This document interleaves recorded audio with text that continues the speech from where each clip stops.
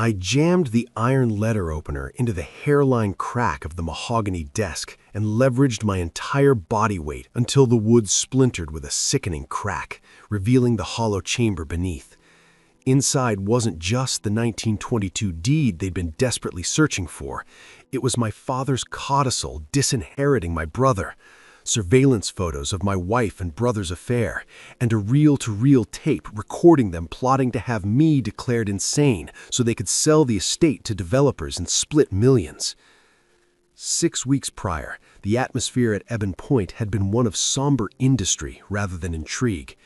Following the sudden cardiac arrest of my father, the sprawling coastal estate had transformed from a home into a logistical nightmare of probate laws, tax assessments, and inheritance disputes.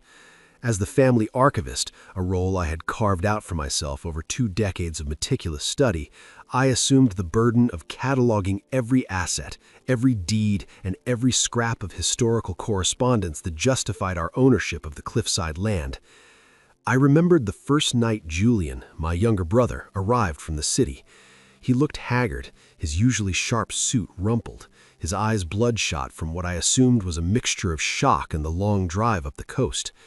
I embraced him in the foyer, feeling the tension in his shoulders, and immediately worried that the weight of our father's complex financial legacy would crush him.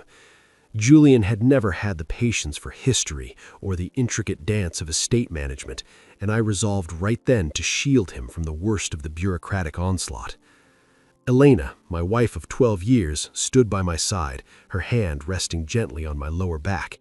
She told us both that we would get through this as a family, her voice steady and reassuring. I looked at her pale features and the dark circles bruising the skin beneath her eyes, and my heart ached for her.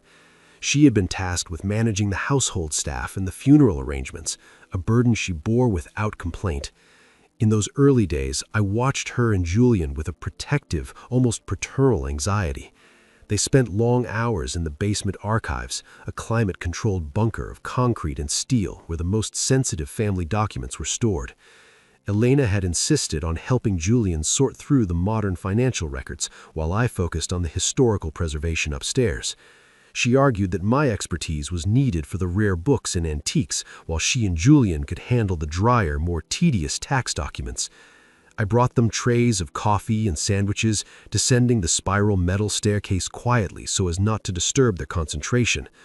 Often I found them huddled over the long oak table, heads bowed close together as they deciphered ledgers or debated the categorization of assets. When I entered, they would look up with startled, exhausted expressions, and I would chastise myself for interrupting their work. I urged them to take breaks, to walk the cliffs for fresh air, or to simply sleep. I worried that the dampness of the basement, despite the dehumidifiers, was affecting Elena's asthma. I worried that Julian's shaking hands were a sign of alcohol withdrawal, or simply the immense pressure of the debts father might have left behind. My concern was absolute and blinding. I saw 2 people I loved struggling to keep my family's legacy afloat, and I felt nothing but gratitude for their sacrifice. The first crack in my reality appeared not as a whisper or a text message, but as a discrepancy in the environmental controls. I was in the library, polishing the brass fittings of a telescope, when I checked the digital readout for the basement's humidity levels on my tablet. The graph showed erratic spikes, sharp oscillations between bone-dry aridity and swamp-like saturation. My immediate fear was for the collection. The documents down there, some dating back to the whaling boom of the 1800s, would disintegrate if exposed to such fluctuations. I feared a pipe had burst or the HVAC system had finally succumbed to the salt air. I didn't want to alarm Elena or Julian, so I waited until they had gone into town to meet with the caterers for the memorial service before I went down to investigate. I descended into the archives with my tool belt and a high-powered flashlight. The air down there felt heavy, but not damp. I checked the hygrometers mounted on the walls and found them reading a perfect, steady 45%. I frowned, tapping the glass of the analog backup dial. The sensors were functioning perfectly. I traced the wiring back to the central hub, confused by the digital data I had seen upstairs. It was then that I noticed the dust. In a room I kept surgically clean, dust was a storyteller. A fine layer of gray silt coated the top of the filing cabinets and the steel shelving units, undisturbed for weeks. But on the far wall, behind a stack of banker's boxes labeled with tax years from the 90s, the dust was disrupted. There were drag marks, faint but undeniable, in the accumulation on the floor. I moved the boxes, my primary concern being a rodent infestation. Rats could destroy a century of history in a week. I knelt on the concrete, shining my light into the gap between the shelving unit and the wall. There were no droppings, no chewed paper. Instead, I saw that the ventilation grate, a heavy iron rectangle bolted to the foundation, had been tampered with. The screws were stripped, the paint around the edges chipped away, revealing bright, fresh metal. I touched the screw heads. They were loose. Panic flared in my chest, but it was a panic born of safety concerns.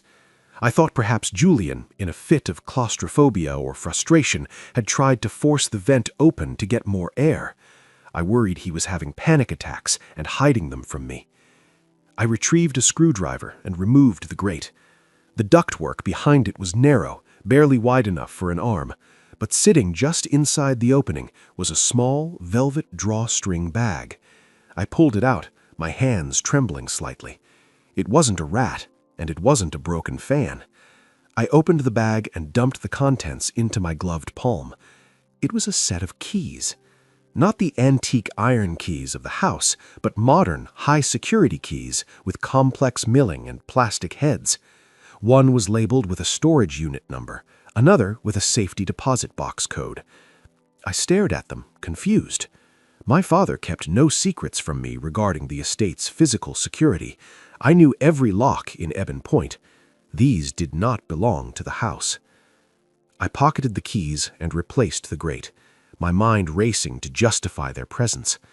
Perhaps they were Julian's for his apartment in the city, but why hide them in a ventilation shaft in Maine?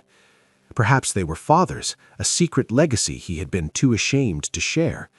The thought that my father had hidden assets from the taxman was plausible, and I felt a wave of protective instinct. If Julian and Elena had found these and were hiding them, they might be doing so to protect me from legal liability. They were trying to shield the archivist from the messy, illegal reality of the estate. I felt a surge of affection for them, coupled with a determination to take the burden off their shoulders. I decided to verify the origin of the keys without confronting them. I needed to know what legal jeopardy we were in before I could thank them for their discretion. The next morning, I feigned a trip to the conservation supply store in Portland. Instead, I drove to the address etched onto the keychain of the smaller key, a private, high-end storage facility on the outskirts of the city. The drive was treacherous, the rain lashing against the windshield of my station wagon, blurring the pine trees into dark, jagged smears. I arrived at the facility and used my credentials as the executor of the estate to bully the manager into checking the log. He resisted, citing privacy policies, his face set in a mask of bored bureaucracy. I remained calm, leaning on the counter, explaining in a low, even tone that I was cataloging assets for probate court and that any obstruction would result in a subpoena that would freeze his facility's operations for months. He relented, turning the monitor to face me. The unit was not in my father's name. It was in a name I didn't recognize, Argos Holdings. But the authorized access list contained two names, Julian and Elena. The dates of access were the most chilling detail. The log showed they had visited the unit 3 times in the last 6 months, long before father died. My concern for their stress evaporated, replaced by a cold, hard knot in my stomach. They hadn't been overwhelmed by sudden grief. They had been preparing. But preparing for what? I still clung to the hope that this was a surprise, perhaps a restoration project they were hiding from me, or a way to pay off Julian's debts without shaming him. I demanded access to the unit. The manager refused, stating that without the key, which was in my pocket, and a court order, he couldn't let me in. I didn't press him. I had the key. I waited until his shift ended, and a younger, less attentive guard took over. I slipped in during a gate opening for another customer, moving with the practiced silence of a man who spent his life in libraries. I found the unit, inserted the key, and rolled up the metal door. Inside, there was no furniture, no antiques. There was only a single filing cabinet and a large drafting table covered in blueprints. I approached the table. The blueprints were of ebon point, but they were annotated in red ink. Circles were drawn around structural supports, load-bearing walls, and the foundation of the archives. Notes in Elena's distinct looping handwriting detailed zoning laws for commercial redevelopment. A timeline was pinned to the wall. It culminated in a date 2 weeks from now. Demolition start. I felt the blood drain from my face. They weren't hiding assets. They were planning to level the estate. They were going to destroy the house, the archives, the history I had dedicated my life to preserving, likely to sell the land to developers. The filing cabinet contained the rest of the nightmare. I found draft emails between Julian and a luxury resort developer. I found a medical appraisal for a long-term care facility. And then at the back of the drawer, I found a dossier on me. It contained psychological evaluations I had never sat for, declaring me mentally unfit, obsessed with the past, and incapable of managing my own affairs. They were building a case to have me committed or power of attorney transferred. I stood in the cold storage unit, the hum of the fluorescent lights buzzing like a trapped insect. The betrayal was so total, so comprehensive that I couldn't process the emotion. I simply shut down. The husband who worried about his wife's asthma died in that room. The brother who fretted over his siblings' shaking hands vanished. In their place, the archivist remained, cold, analytical, and terrifyingly patient. I took photos of every document, every blueprint, every note. I did not take the originals. I would not alert them to my discovery. I locked the unit, wiped the keypad, and drove back to Ebon Point in silence. When I returned, the house was dark. I found them in the living room, sharing a bottle of wine by the fire. They looked up as I entered, their faces arranging themselves into masks of weary mourning. Elena asked if I had found the supplies I needed. I told her the store was out of stock, but the drive had been clearing. I walked over and kissed her forehead, smelling the wine and her perfume, noting the way her pulse jumped slightly against my lips. I squeezed Julian's shoulder, feeling the tension there, and told him to get some rest. I played the part of the doting, oblivious protector perfectly, because I knew that to destroy them, I needed access to the one thing they were desperate to find. They had been searching the basement for weeks, not to organize, but to find the deed, the original 1922 deed that contained the restrictive covenants forbidding commercial development. They couldn't sell the land to the resort developers without it, or rather, without destroying it. They assumed it was in the archive. They were wrong. My father, a paranoid and brilliant man, had never trusted the damp basement with the soul of the house. I waited until 3 in the morning. The storm had intensified, battering the windows with gale-force winds that masked the creaking of the floorboards.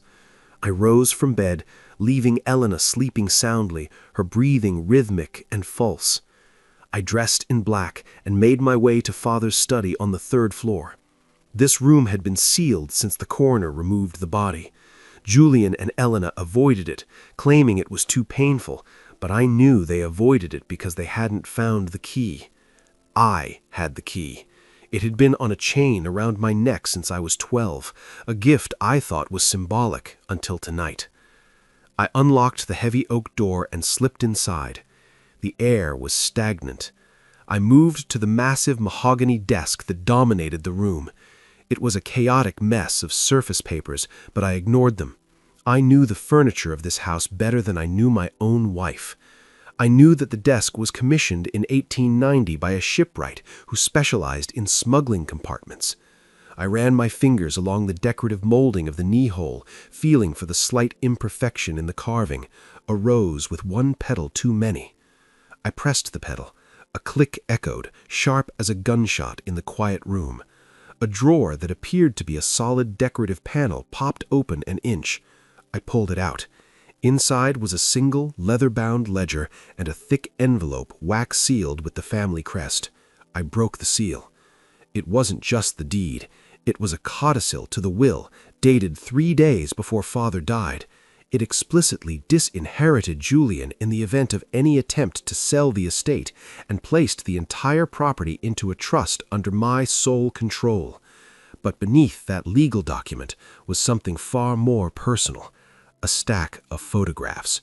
Grainy, black-and-white surveillance photos. Father had known. He had hired a private investigator weeks before his death.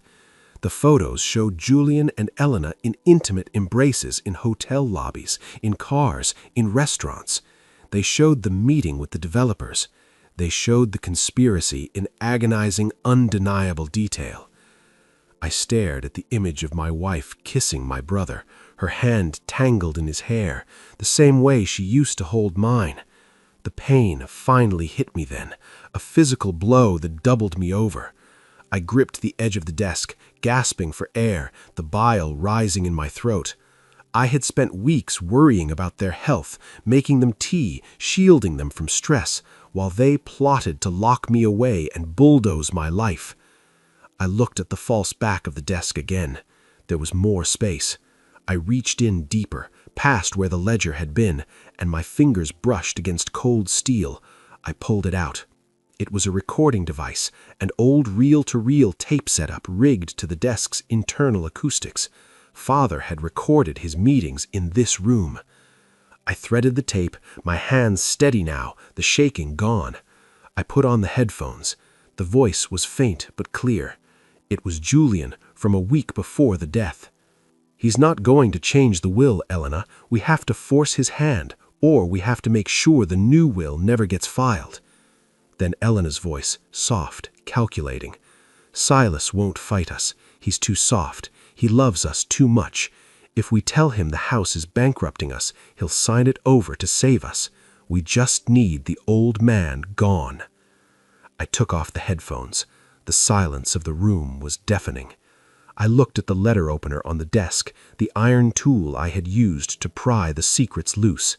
I picked it up, feeling its weight. They thought I was soft.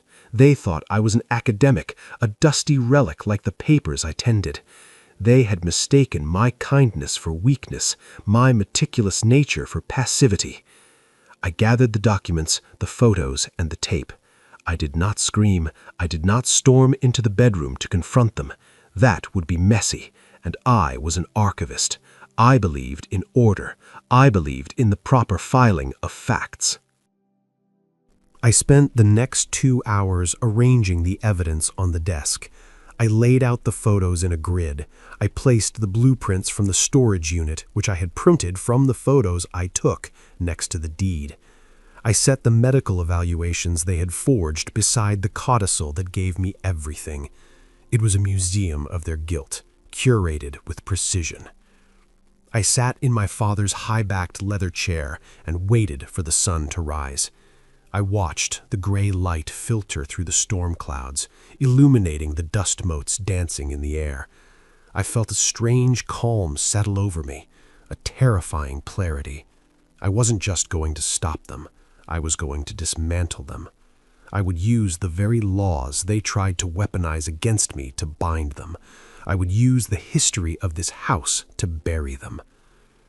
When I heard the floorboards creak in the hallway, the heavy, stumbling tread of Julian waking up for water, I didn't move.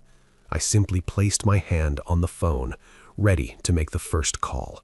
Not to the police, not yet. I dialed the number for Arthur, the family's oldest, most vicious litigation attorney, a man my father had kept on retainer for decades. Arthur answered on the second ring, his voice gravelly with sleep. I didn't apologize for the hour. I kept my eyes on the door handle of the study as it began to turn. Julian was curious. Julian was walking into his own wake. I spoke into the receiver, my voice flat and devoid of the warmth that had defined Silas the brother, Silas the husband. I told Arthur to freeze the accounts. I told him to prepare the eviction notices. And then, as Julian pushed the door open and froze, his eyes widening as he saw me sitting behind the desk of the man he thought he had beaten, I told Arthur one last thing. I told him I was ready to execute the will. Julian froze in the doorway, his hand still gripping the brass knob as if it were a lifeline to a reality that no longer existed. I did not hang up the phone. I kept the receiver pressed to my ear, listening to Arthur's sharp intake of breath on the other end as he processed my instructions. I watched my brother's eyes dart from my face to the surface of the desk, cataloging the items I had arranged. He saw the black and white photographs first. I saw the recognition hit him like a physical blow, his posture collapsing inward, the confident swagger of the grieving sibling evaporating instantly. Then his gaze slid to the medical forms, the forged signatures visible even from where he stood. Finally, he looked at the reel-to-reel player, the tape stationary, the evidence of his voice spooled and ready. I signaled Arthur to hold the line. I placed the receiver on the desk, face up, so the lawyer could hear everything that was about to happen. Julian stepped into the room. He didn't shout. He didn't scream. He tried to smile. It was a grotesque, twitching thing, a muscle memory of affection that looked like a spasm. He asked what I was doing, his voice cracking, trying to summon the tone of a concerned caregiver dealing with a confused patient. He took a step toward me, his hands raised in a placating gesture, palms out. He told me I looked tired, that I was imagining things, that the storm was making me paranoid. He tried to gaslight me one last time, ignoring the physical evidence screaming from the mahogany surface between us. I didn't speak. I simply pressed the play button on the recorder. The sound of his own voice, plotting to erase my existence, filled the stagnant air of the study. Julian stopped moving. The color drained from his face, leaving him a gray, waxen shade that matched the dead skin of the old archives I tended. He listened to himself propose burning the will. He listened to Elena agree to drug my tea to induce the tremors that would justify the commitment order. As the tape spun, I saw the exact moment panic replaced strategy. He lunged.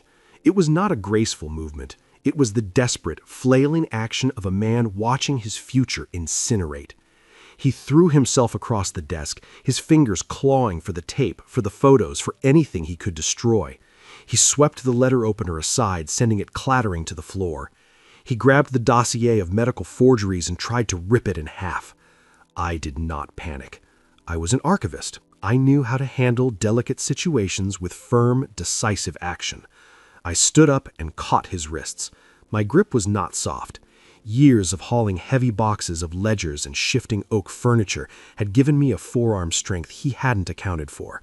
I squeezed until I felt the radius and ulna grind together. He yelped, a high-pitched sound of shock, and dropped the papers. I shoved him back.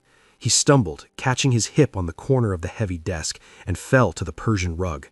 He scrambled backward, crab-walking away from me, staring up as if I were a monster he had accidentally summoned. Then the hallway floorboards creaked again. Lighter, faster steps. Elena appeared in the doorway, wrapped in a silk robe, her hair mussed from sleep. She looked at Julian on the floor, then at me standing behind the desk, then at the scattered evidence. Her reaction was terrifyingly swift. She didn't cower. She didn't apologize. Her face hardened into a mask of pure reptilian calculation. She screamed. It was a calculated, piercing shriek designed to alert neighbors, though the nearest were miles away, or perhaps simply to shatter my composure. She rushed to Julian, dropping to her knees, checking him for injuries I hadn't inflicted. She looked up at me and spoke rapidly, her voice trembling with a manufactured terror. She asked why I was attacking them. She claimed I was having a psychotic break. She shouted that they needed to call the hospital immediately, that I was a danger to myself and others. She was building the narrative in real time, trying to override the reality of the room with a story that fit their lies. I watched her performance with a detachment that surprised me. I felt like a scientist observing a specimen under glass. I reached down to the desk and picked up the phone receiver. Arthur was still there. I told him to listen closely. Elena stopped screaming when she realized I was on the line with a witness. She stood up, smoothing her robe, her eyes narrowing into slits of pure venom. She realized the audience wasn't the police or a doctor she could manipulate. It was the family litigator, a man who had successfully defended my father against corporate espionage for 40 years. She changed tactics. She walked toward me, bypassing the desk, moving into my personal space. She reached out to touch my arm, her fingers cold, her scent, lavender and expensive wine, washing over me. She lowered her voice to a whisper, intimate and deadly. She told me that nobody would believe me. She said the photos proved nothing, that the recording was illegal, that the medical reports were signed by real doctors who would testify to my instability. She told me that if I didn't stop this now, if I didn't sign the papers they had prepared, she would make sure I spent the rest of my life in a sedated haze in a state facility. It was a threat delivered with the cadence of a lover's promise. I looked at her hand on my arm. I thought about the years of marriage, the quiet evenings, the trust I had placed in her. I felt the heartbreak, deep and ripping, but I pushed it down into the same mental vault where I kept the knowledge of water damage and silverfish. I removed her hand from my arm as if it were a piece of gum stuck to a rare binding. I pointed to the door. Julian had pulled himself up by then. The brothers' dynamic had permanently shifted. He looked at Elena, waiting for her to fix it, but she was staring at the codicil I had left prominently displayed on the blotter. She was reading the clause that stripped Julian of everything. The realization that they were not just caught, but financially ruined, hit her. That was when the violence turned real. Julian, realizing there was no way back, grabbed a heavy brass lamp from the side table. He swung it at my head. I ducked, the reflex born of a childhood spent dodging low beams in the attic. The lamp smashed into the bookshelf behind me, shattering the bulb and sending shards of glass raining down onto the leather spines. I didn't retreat. I stepped into his guard, driving my shoulder into his chest. The impact knocked the wind out of him. We crashed into the display cabinet, the glass rattling ominously. Elena jumped on my back. She clawed at my face, her nails raking down my neck, drawing blood. The pain was sharp and hot, but it clarified everything. This wasn't a family dispute. This was a home invasion. I threw my weight backward, slamming Elena against the wall. She gasped and let go, sliding down to the floor. I spun around and shoved Julian hard, sending him stumbling over his wife's legs. They were a tangled mess of limbs and guilt on the floor of our father's sanctuary. I grabbed the phone again. I told Arthur to send the police. I told him I was pressing charges for assault and attempted fraud. I told him to bring the private security detail he used for high-risk assets. I gathered the evidence, the tape, the photos, the codicil, the ledger, and shoved them into the leather satchel I used for transporting rare manuscripts. I zipped it shut. I grabbed the heavy iron key to the study. Julian and Elena were scrambling to get up, blocking the door. They were shouting now, a cacophony of threats and pleas. Julian begged me to think about the family name. Elena screamed that I was ruining everything we had built. I didn't answer. I walked to the window. We were on the 3rd floor, but the fire escape, an iron-wrought spiral installed in the 1920s, was right outside. I unlocked the sash and threw the window open. The wind howled into the room, bringing the rain with it, soaking the curtains and the papers they had tried to steal. I stepped out onto the metal grate. The cold rain hit my face, washing away the blood from Elena's scratches. I looked back into the room one last time. They stood there, wet and shivering in the sudden draft, framed by the chaos they had created. I closed the window and locked it from the outside, trapping them in the study. The door to the hallway was heavy oak, and without the key or a battering ram, they weren't getting out. I climbed down the spiral stairs, the metal slippery under my boots. I reached the ground and ran to the garage. I didn't take the family sedan. I took the old Land Rover, the one Father used for surveying the property lines. It started with a roar that cut through the storm. I drove to the main gate and parked across the entrance, blocking the only exit. I sat there, the engine idling, the heater blasting against the chill in my bones. I watched the house through the rain-slicked windshield. I saw the light in the third-floor study snap on and off as they likely tried to find a way out. 20 minutes later, the blue and red lights cut through the darkness. 2 cruisers, followed by a black sedan.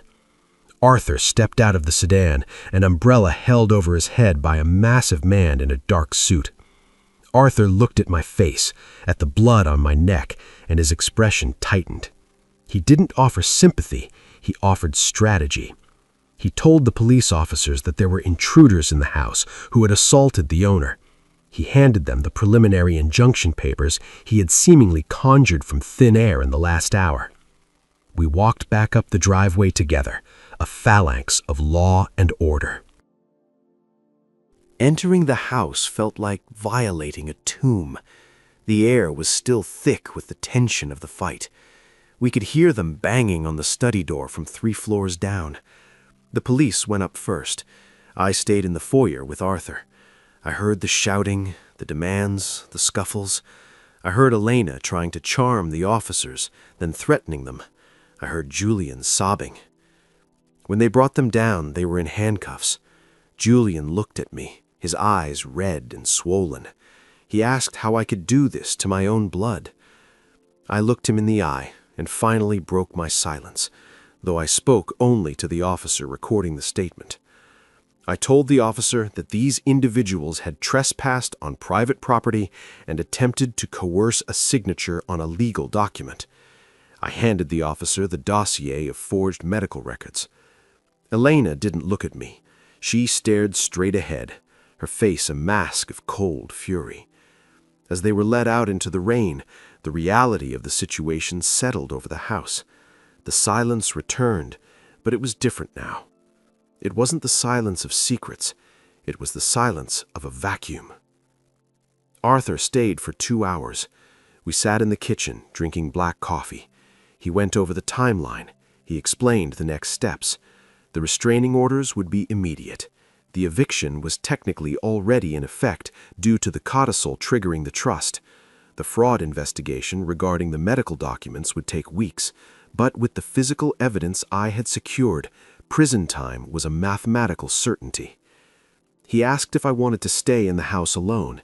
He offered to leave the security guard at the door. I told him that wouldn't be necessary. The house and I understood each other. After Arthur left, I locked the front door. I went to the basement. I didn't go to the archive. I went to the utility room. I found the main breaker for the guest wing and flipped it off. I found the breaker for the master suite where Elena had slept and killed the power there, too. I walked through the darkened house, my flashlight cutting a beam through the gloom. I went to the library. I sat in my father's chair, the one in the main reading room, not the study. I placed the satchel on the table. I was exhausted, my body aching from the fight, the adrenaline crash leaving me shaking. But my mind was clear.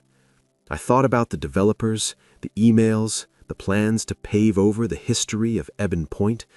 That war wasn't over. Julian and Elena were just the vanguard. The developers would come with lawyers next, challenging the will, challenging the trust. But I was ready. I wasn't just Silas the brother or Silas the husband anymore. I was the archivist, and I had just cataloged the most important entry in the history of the estate. I pulled a fresh ledger from the shelf. I opened it to the first page. I wrote the date. I wrote the time. And then I began to write a detailed, objective account of the night's events. I documented the assault. I documented the conversation. I transcribed the tape from memory while it was fresh. I was building the defense, brick by factual brick. The sun came up hours later, turning the storm clouds into bruised purple bruises on the horizon. I walked out onto the porch. The air smelled of wet earth and pine needles. The for sale sign that Julian had secretly planted near the road, hidden behind a bush, had been blown over by the wind. I walked down the driveway, picked up the sign and snapped the wooden stake over my knee. I tossed the pieces into the woods. I went back inside and made breakfast. I ate alone at the head of the long dining table. I looked at the empty chairs where my family used to sit. I felt a pang of loneliness, sharp and sudden, but it was followed immediately by a wave of relief so profound it made me dizzy. I was safe. The house was safe. The next few months were a blur of depositions and court dates. The evidence was overwhelming. The insanity defense they tried to mount crumbled when the forensic handwriting analyst testified that the medical evaluations were forged by Elena herself, a skill she had apparently practiced for months. The reel-to-reel tape was admitted into evidence, the distinct acoustics of the study making it impossible to claim it was a deepfake or digital alteration. Julian took a plea deal. He admitted to fraud in exchange for a reduced sentence. He couldn't look at me during the allocution. He mumbled his apology to the floor. Elena went to trial. She thought she could charm the jury. She failed. The prosecution painted a picture of a Lady Macbeth figure, calculating and ruthless. When the verdict was read, she didn't cry. She just looked at me across the courtroom, her eyes empty, and turned away. I didn't visit them in prison. I didn't write. That file was closed. I focused on the estate. With the trust fully under my control and the cloud of bankruptcy lifted, it turned out the financial ruin was largely fabricated by Julian to force the sale. I began the restoration. I hired a team of real archivists, students from the local university, to help me catalog the basement properly. We found treasures we didn't know existed, letters from presidents, maps from the Civil War, blueprints for ships that never sailed. The resort developers tried to sue, claiming they had a verbal contract with Julian. Arthur crushed them in court, citing the restrictive covenants in the 1922 deed that I had recovered. The land was designated a historical preservation site, protected forever from the bulldozers. One afternoon, late in autumn, I was working in the garden. The air was crisp, smelling of burning leaves. I was pruning the rose bushes, the same ones my mother had planted 40 years ago. My hands were gloved, protecting me from the thorns. I saw a car slow down on the road. It was a luxury sedan, sleek and black. It paused at the gate, the driver looking up at the house, then at the private property historical site sign I had installed. After a moment, the car accelerated and drove away. I went back to my pruning. The chaotic, overgrown branches needed to be cut back to allow for new growth. It was brutal work, cutting away the dead wood, but it was necessary. I cut a heavy dead branch and tossed it onto the pile. I stood up and wiped the sweat from my forehead. The house loomed behind me, dark and imposing against the gray sky. It wasn't a warm house. It wasn't a happy house, but it was my house. And for the first time in my life, I knew exactly who I was within its walls. 3 years later, the Ebon Point Archives opened to the public. It was a small, by-appointment-only research facility dedicated to maritime history. I stood in the back of the room during the opening ceremony, watching the scholars and historians marvel at the collection I had saved. I wore a suit that fit properly, my posture straight, the tremors in my hands long gone. A young doctoral student approached me, holding a folder. She asked about a discrepancy in the shipping logs from 1902. I smiled, a genuine, calm expression. I walked her to the index cabinets, pulled open the drawer with smooth precision, and retrieved the exact document she needed. "You know everything about this place," she said, looking at me with admiration. I looked around the library, smelling the old paper and the lemon polish. I thought of the empty bedrooms upstairs, the silence of the study, and the peace that came from order. "I am the archivist," I told her. "It is my job to remember the things others try to forget." And as always, thanks for watching. Like, share, and let's know what you think. See you in the next one. Peace.